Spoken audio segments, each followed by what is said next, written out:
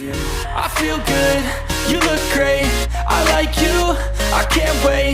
A first time, a first date, you're so fine, I'm so late. You sip wine. Halo semua, salam sejahtera Malaysia. Selamat datang ke channel Fels Lifestyle. Terima kasih kerana terus setia dan bersama di dalam channel ini. Mungkin ada di kalangan Anda yang menonton video ini pernah mendengar rasuah, penyelewengan, sindiket, salah guna kuasa, dan sebagainya. Dan pada akhirnya Anda juga pernah mendengar berkaitan dengan kartel beras. Nah, akhirnya Datuk Seri Anwar Ibrahim sebagai Perdana Menteri sudah pasti memegang tanggung jawab yang besar di dalam membendung ataupun menangani kes-kes rasuah yang berleluasa di Malaysia, terutamanya di kalangan kepimpinan politik. Namun saudara-saudara, ini adalah berkaitan dengan kartel padi beras. Dalam satu kenyataan melalui Malaysia Kini, menurut Fauziah dalam satu kenyataan, Perdana Menteri akan deda kartel padi beras tak lama lagi. Perdana Menteri tidak lama lagi akan mendedahkan kartel padi dan beras yang telah meraih keuntungan dengan memonopoli barang makanan tersebut. Timbalan Menteri Perdagangan Dalam Negeri dan Kos Sara Hidup, Fauziah Saleh, berkata, MyCC, Suruhanjaya Persaingan Malaysia, telah menyiapkan laporan mengenai perkara itu, tetapi tidak dapat mendedahkannya buat masa ini. Laporan itu sudah siap dan saya sendiri tengok, tetapi saya tidak boleh mendedahkan apa intipatinya. Saya tidak boleh mendahului Perdana Menteri. Kita tunggu Perdana Menteri dedahkan apa intipati laporan itu. Kata Fauziah lagi, Kerajaan Madani berada di landasan tepat dalam usaha membantras kartel padi dan beras sebagaimana tindakan terhadap kartel industri pengeluaran ayam negara. Nah, saudara-saudara, nampaknya kita menantikan keputusan daripada Perdana Menteri ataupun pendedahan daripada Perdana Menteri berkaitan kartel padi beras ini. Jadi, adakah dengan ini banyak perasuah yang terlibat ataupun banyak pemimpin yang terlibat dengan kartel padi beras ini akan ditumpaskan, akan ditumbangkan oleh Anwar Ibrahim? Teman-teman, kita nantikan saja. Namun ini satu kejayaan kepada Anwar Ibrahim kerana ini satu usaha yang sangat baik. Teman-teman, apa komen Anda? Halo semua, salam sejahtera Malaysia. Selamat datang ke channel Fels Lifestyle. Terima kasih kerana terus setia dan bersama di dalam channel ini.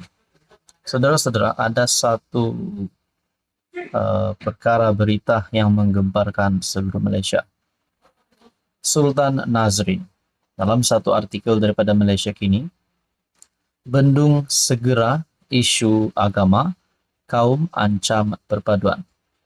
Di Malaysia ini, pernahkah Anda mendengar berkaitan dengan satu kenyataan ataupun satu ayat yang berbunyi parti tunggang agama, menggunakan agama sebagai kekuatan parti, ataupun menunggang agama, ataupun menggunakan agama di dalam konteks yang tidak benar. Nah, saudara-saudara, pendek kata, parti tunggang agama. Kita pun tak tahu mana satu parti yang menunggang agama ini. Namun saudara-saudara, ada yang kata, sebelum ini kerap kali kepimpinan daripada PN memainkan isu 3R. Jadi adakah parti yang menunggang agama ini adalah parti PAS? Kerana PAS bersama-sama di dalam komponen Perikatan Nasional. Itu hanya menjadi satu persoalan. Dalam artikel ini, isu agama dan kaum yang terus dijadikan bahan untuk berpolitik, yang mengancam perpaduan rakyat negara ini, perlu segera dibendung. Demikian tita Sultan Perak Sultan Nazrin Shah. Sultan Nazrin bertita, apabila agama dan kaum dijadikan mata wang yang sah untuk meraih laba politik, retorik-retorik atas nama agama yang keterlaluan, dan slogan-slogan atas nama kaum yang bersifat provokatif semakin dicetuskan. Retorik dan slogan demikian, laksana bara yang semakin menyalakan puntung, menyalakan unggun, jika tidak segera dibendung, akan menyumarkan api permusuhan yang boleh memusnahkan negara titah baginda. Sultan Nazrin bertitah demikian ketika berangkat ke istiadat menghadap sembah taat setia dan penganugerahan darjah kebesaran negeri Perak sebenar sambutan ulang tahun Hari Keputraan ke-68 Duli Yang Maha Mulia Paduka Seri Sultan Perak Darul Ridzuan di Istana Iskandaria di Kuala Kangsar.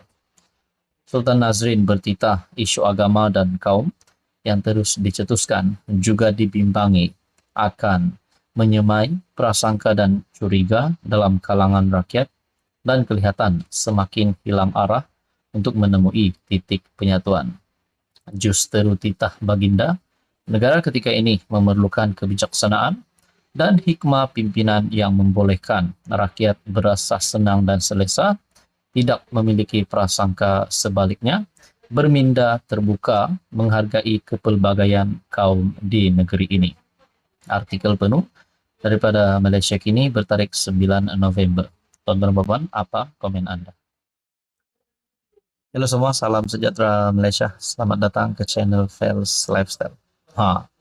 Ini satu lagi keputusan. Satu lagi gesaan ataupun satu lagi arahan kepada Muhyiddin.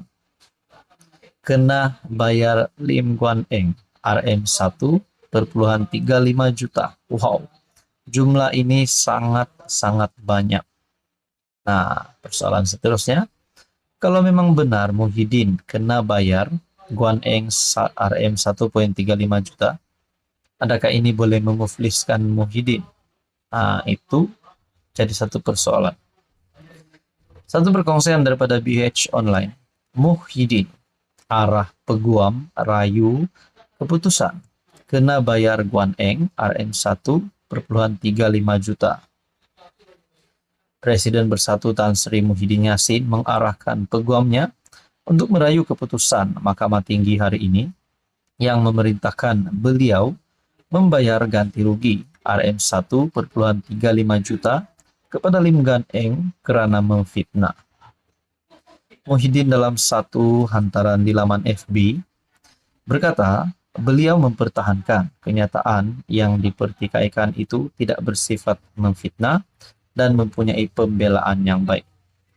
Walaupun saya menghormati keputusan mahkamah, saya sangat kecewa dengan keputusan itu.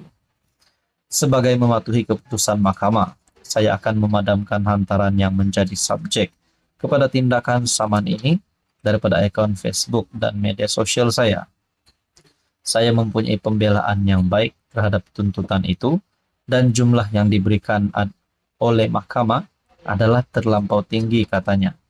Nak kata Muhyiddin lari? Adakah Muhyiddin nak lari daripada membayar, nak lari daripada mahkamah? Pesuruhjaya Kehakiman Ros Mawar Rozain mengeluarkan perintah ganti rugi itu selepas membenarkan tuntutan saman fitnah yang dikemukakan Guan Eng selaku plaintiff berhubung isu pembatalan pengecualian cukai kepada Yayasan Al-Bukhari. Ros Mawar mendapati Guan Eng berjaya membuktikan kesnya terhadap Muhyiddin melalui prinsip imbangan kebarangkalian, yaitu beban pembuktian bagi proses tuntutan saman sivil.